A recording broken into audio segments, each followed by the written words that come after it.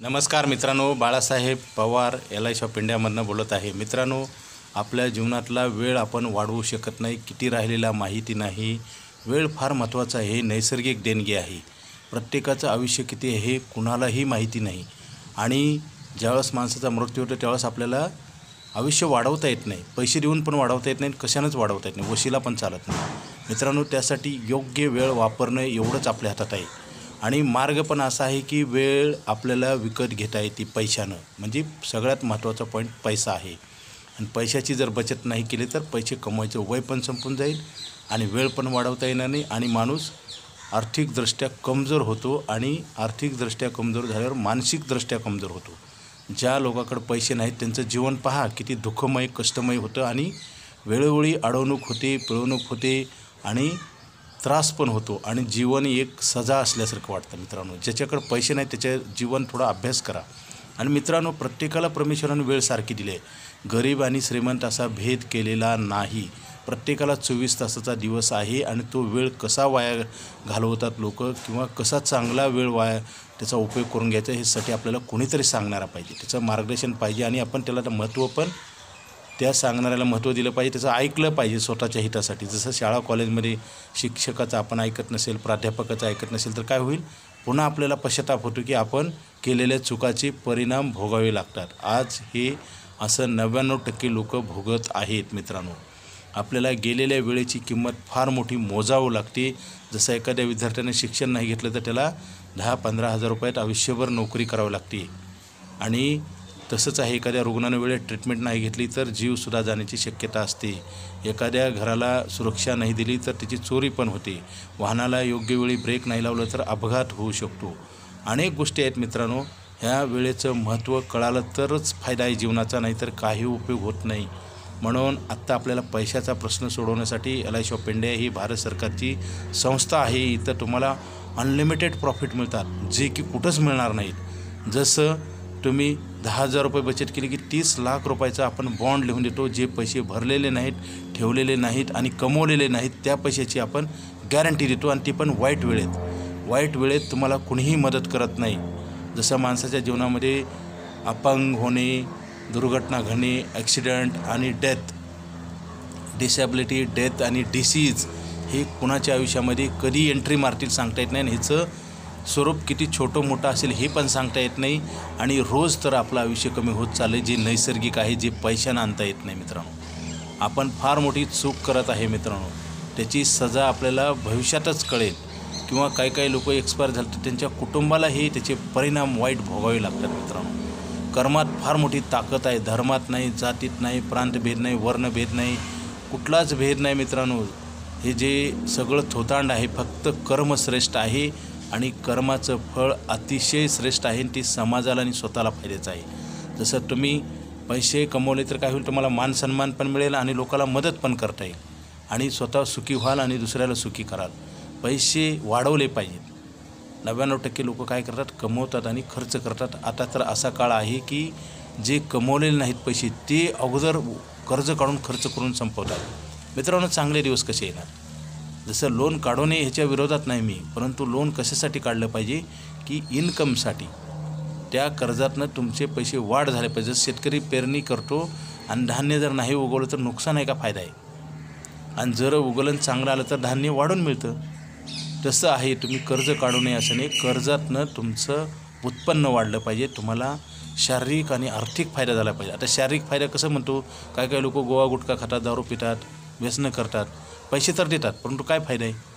तसं तुमच्या शरीराला, समाजाला, देशाला आणि स्वतःला फायदा झाला पाहिजे अशा गोष्टी करा आणि सवय लागली की ती सवय जात नाही, वाईट असो किंवा चांगली असो। काही लोक बघा आजसुद्धा पहाटे उठून काम करतात, त्यांच्याकडे गडगंच पैसा आहे, सगळं काय आहे, तरी सवय त्यांना लागलेली आहे। जसं आपण आणि कंपल्सेशन केलं पाहिजे, जसं रोज आपण ब्रश करतो का नाही, तशी सवय कंटिन्यू पाहिजे माणसाला, गुड हॅबिट। मित्रांनो, काही लोकांना व्यसन केल्याशी जमत नाही, पैसे नसेल तर कुठूनही आणतात। ही शरीराला लावलेलं वळण आहे, शिस्त आहे, सवय आहे, हॅबिट आहे। मित्रांनो, गुड हॅबिट, बॅड हॅबिट असतात। जसं बचत करायची एक सवय पाहिजे माणसाला। बरेच लोक काय करतात, आलेले पैसे संपवतात। कसं जीवन चांगलं होईल सांगा मला? शेतकऱ्यांना नाही पेरणी केली तर काय होईल? दुसऱ्या साईडला गवत उगवतं, गवत काढण्यासाठी पैसे लागतील, म्हणजे तुम्ही नुकसानीत याल. ही सारी गोष्ट आहे. साधे सिंपल गणित आहे मित्रांनो. खूप तत्त्वज्ञानामध्ये जायची गरज नाही. पैसे ठेवा, पैसे वाढतील, तुम्हाला मदत करतील आणि तुमचं जीवन सुखी होईल. पैसे नसेल तर कितीही विद्वान असेल तर त्याची बुद्धी भ्रष्ट होते मित्रांनो. पैसा हा फार मोठं, कुठंही ते पैशानं तुमच्या अडचणी सुटू शकतात, कुठलेही प्रश्न सोडवू शकतात. आज टाटा, बिर्ला, बजाज पैशामुळे लोकांचा वेळ विकत घेऊ शकतात, लोकांना कामाला लावतात का नाही. मग तुमचा वेळ नैसर्गिक जो आहे तो सुद्धा तुम्ही विकताय रोज आणि काय करताय, पैसे ठेवत नाही. जसं नोकरी व्यवसाय करतो ना आपण आणि पैसे कमवतो, आणि काय करतो आपण, ते पैसे वेस्ट खर्च करतो आहे, जे की गरज नसताना, नको त्या ठिकाणी. आणि आपल्याला जीवनामध्ये जसं गुरुची किंमत फार मोठी असते. गुरु म्हणजे आपल्याला मार्गदर्शन सांगतो. चांगला गुरु मिळाला पाहिजे आणि चांगल्या गुरुची ओळख पण पारख पाहिजे मित्रांनो. आज चांगल्या व्यक्तीला महत्त्व दिलं जात नाही, जसं आपल्या आईवडिलाला पण बरेच मुलं महत्त्व देत नाहीत. मित्रांनो, अनुभव आणि ज्ञान हे वेगवेगळ्या गोष्टी आहेत. तुम्ही शिक्षण शिकला असाल, कलेक्टर, इंजिनियर, तहसीलदार, तुम्ही खूप मोठ्या डिग्री घेतला असाल, सायंटिस्ट असाल, तुम्ही विद्वान असाल, परंतु अनुभव नाही तुमच्याकडं. जसं आणि तो आपल्या अनुभवी माणसाकडनं आपल्याला ऐकून घेऊन त्याचा आपल्या जीवनात उपयोग करून आपलं जीवन गोल्डन बनवता येतं आणि ही समाजासाठी आदर्श आहे. जसं एखादा विद्यार्थी चांगल्या मार्काने पास झाला तर त्याचा सत्कार केला जातो ना, त्याचा फायदा पण वैयक्तिक झाला आणि सत्कार पण केला, म्हणजे समाजामध्ये प्रतिष्ठा वाढली. म्हणजे तुम्ही चांगलं कार्य केलं तर त्याची किंमत भरपूर असते मित्रांनो, ते रोल मॉडेल बनतं. आणि दुष्कृत्य केलं तर त्याचा टेम्पररी फायदा दिसतो, परंतु सर्वनाश होतो. आता कित्येक अतिरेकी आहेत, मला सांगा, चोरी करणारे गुंड आहेत, त्यांचा शेवट कसा होतो. आणि आता कलियुगामध्ये त्यालाच किंमत देतात लोक. परंतु मित्रांनो, रामायण महाभारतापासून पाहिले आपण, रावणाचं काय झालं मला सांगा. शेवट कसा होतो हे बघा.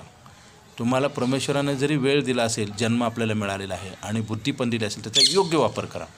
वाईट गोष्टीसाठी वापर केला तर शेवटी दिसेल तुम्हाला सगळं, परंतु नष्ट व्हायला वेळ लागणार नाही.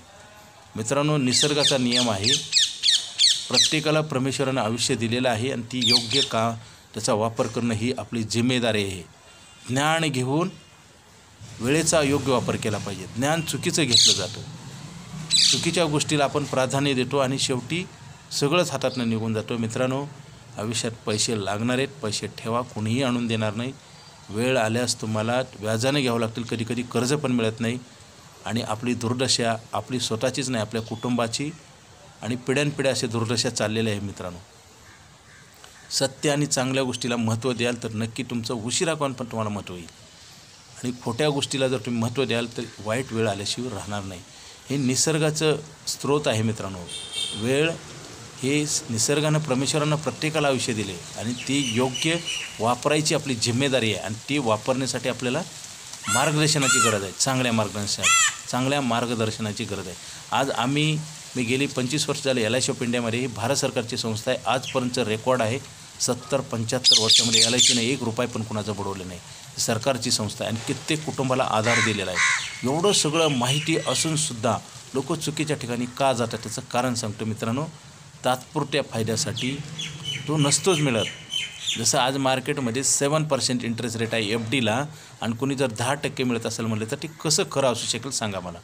आता SIP, mutual fund, share market, सोनं, चांदी, घर, जागा, जमीन, ह्या सगळ्या गुंतवणूक वाईट नाहीत मित्रांनो, परंतु त्याचा योग्य वेळेनुसार वापर केला पाहिजे.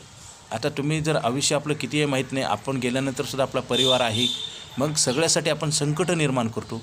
आपण लाईफ टाईम प्लॅन घेत नाही आणि लाईफ टाईम प्लॅनमध्ये शॉर्ट टर्म पैसे भरायचे, लाईफ टाईम गॅरंटी आहे, 8% इंटरेस्ट रेट आहे. कुठं आहे 8%? आत्ताच तुम्हाला सांगितलं FDला 7% आहे आणि हे पण फिक्स नसतं, गॅरंटेड. हे फ्लेक्झिबल असतं. मार्केटच्या रेपो रेट, मार्केटची जी कंडिशन आहे त्याच्यावर ते व्याजदर ठरत असतात आणि ते कॉन्स्टंट नसतात मित्रांनो.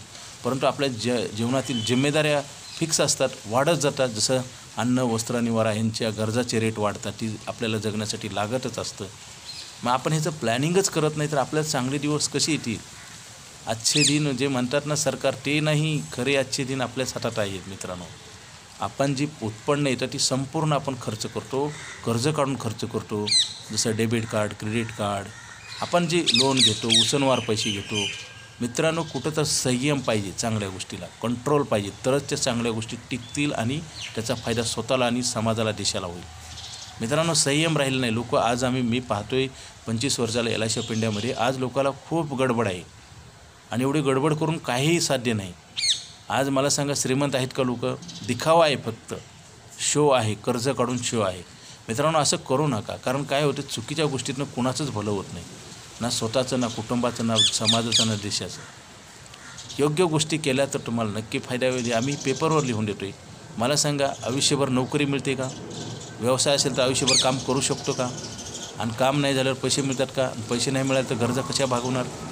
मित्रांनो, अन्न, वस्त्र, निवारा जोपर्यंत डोळे झाकत नाही, हृदय बंद होत नाहीत. असं का म्हणतो? कारण जे अंध व्यक्ती पण जीवन जगतात, त्यांना पण अन्न, वस्त्र, निवारा, पैसे लागतात. तसंच म्हणतो, हृदय बंद होत नाही, डोळे झाकत नाही, तोपर्यंत पैसे लागतात. आणि आपल्याला तोपर्यंत कोण देईल? आपला जन्म दिलेला मुलगा तर देईल का? आपली प्रॉपर्टी देईल का? सोनं चांदी देईल का? शेअर मार्केट देईल का? मित्रांनो, शेअर मार्केटमध्ये गुंतवणूक वाईट नाही, परंतु तरुण व्यक्तींनी करावं. ते पण पहिलं LIC ऑफ इंडियाची पॉलिसी घेऊन. कारण तुम्हाला इन्कम कॉन्ट्रॅक्ट आहे. जर उद्या डिसॅबिलिटी, डेथ आणि डिसीज अशी संकटं जर तुमच्या आयुष्यात आली तर तुम्ही इन्कम करणार नाही. आणि इन्कम नाही केलं तर SIPचा प्रीमियम कसा भरणार? SIPमध्ये लॉंग टर्म पैसे भरले तरच पैसे जास्त मिळतात. बरेच लोक शॉर्ट टर्ममध्ये इन्व्हेस्टमेंट करतात, त्यांना काही मिळत नाही. आणि लाँग टर्ममध्ये तर बेनिफिट कुठेही मिळतात. LICमध्ये पण मिळतात. LICमध्ये तर आयुष्यभर मिळतात. असं आहे का? 15 वर्षे भरल्यावर आयुष्यभर पैसे देणारा प्लॅन आहे का जगाच्या पाठीवर कुठल्या तरी इन्शुरन्स कंपनीकडं? आणि LIC पण आता हा प्लॅन बंद करते. त्याचं कारण सांगतो मित्रांनो, बचत खात्यावर 8% इंटरेस्ट रेट देणं कुठल्याही संस्थेला परवडणार नाही. आणि परत इन्शुरन्स द्यायचे आणि परत तुम्हाला दरवर्षी पैसे देऊन पैसे वाढवायचे. प्रॉपर्टीमध्ये सुद्धा फिक्स ॲप्रिसिएशन होतं का? सगळ्या जे घडामोडी घडतात त्याच्यानुसार प्रॉपर्टीचं सुद्धा व्हॅल्युएशन कमी होतं, जसं कोरोनामध्ये झालं होतं ना. हे असे अनेक संकटं नैसर्गिक आहेत मित्रांनो, कधी येतील सांगता येत नाही. त्यासाठी आपण सज्ज पाहिजे. लढाईच्या अगोदर ट्रेनिंग घेतलं पाहिजे ना, हत्यारं जमवले पाहिजेत. का लढाई चालू झाल्यानंतर आपली लढाई चालू झाली तर सुद्धा आपल्याला आपण सावध होत नाही. म्हणजे आयुष्य ही लढाईच आहे मित्रांनो, याच्यात हार जीत आहे.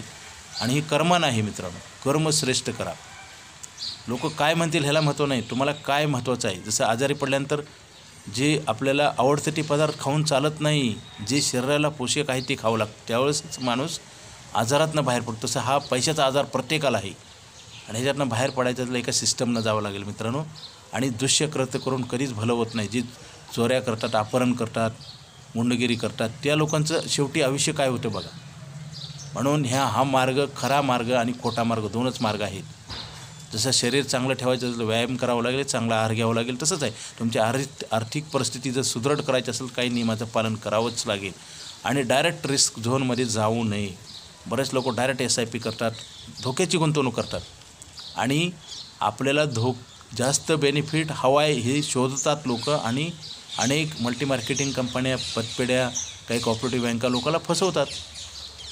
मग आमिषपोटी आता कित्येक सोने चांदीचे दुकानदार, अनेक काही मार्केटमध्ये इतक्या स्कीम येतात आणि कितीतरी जातात. त्याच्यात आपण का फसतो? त्याचं कारण आहे की आपल्याला जास्त पैसे म्हणले की आपण ॲट्रॅक्ट होतो आणि हे द्यायचं तर नसतं, देऊ शकत नाहीत, परंतु आपल्याला दाखवतात आणि आपण त्याच्यावर विश्वास ठेवतो. म्हणजे आपलं कुठं तर चुकते. आपण खोट्या गोष्टीवर विश्वास ठेवून आपण जीवन जगतो आहे. कसं भलं होईल मला सांगा? आणि आपलं भलं करण्यासाठी ह्या जगामध्ये कोणीच नाही मित्रांनो. आता यूट्यूबवर जे आम्ही मार्गदर्शन करतो ह्याच्यातनं सत्य आहे.